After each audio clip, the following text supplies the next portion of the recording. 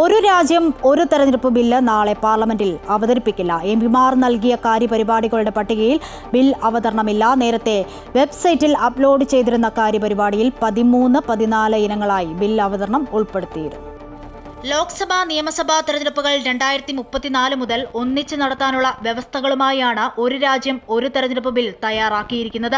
വ്യാഴാഴ്ച കേന്ദ്ര മന്ത്രിസഭായോഗം അംഗീകാരം നൽകിയ ബിൽ നിയമമന്ത്രി അർജുൻ റാം മേഘ്വാൾ നാളെ പാർലമെന്റിൽ അവതരിപ്പിക്കാനായിരുന്നു തീരുമാനിച്ചിരുന്നത്. എന്നാൽ ബിൽ നാളെ ലോക്സഭയിൽ അവതരിപ്പിക്കില്ല.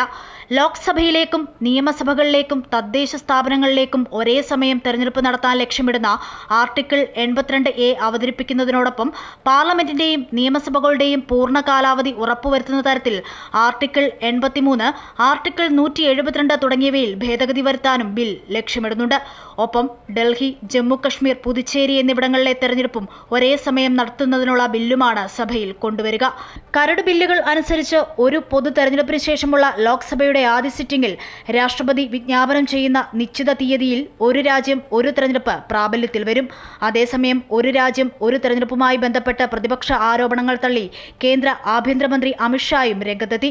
ഒരു രാജ്യം ഒരു തെരഞ്ഞെടുപ്പ് ഫെഡറൽ തത്വങ്ങളെ തകർക്കുമെന്ന ആരോപണത്തിൽ കഴമ്പില്ലെന്നും അദ്ദേഹം കൂട്ടിച്ചേർത്തു. News desk, Amrita news.